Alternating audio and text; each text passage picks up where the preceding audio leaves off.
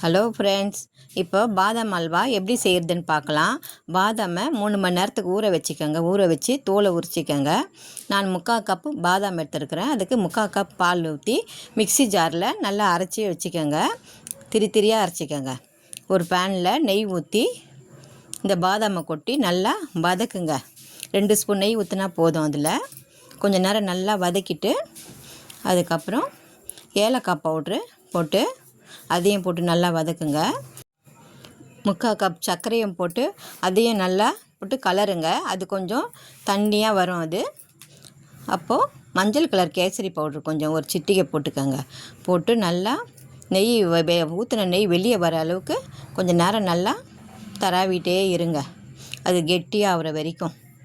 அது கெட்டி ஆனவனையும் முந்திரியை அது மேலே சீவி தூவி விடுங்க.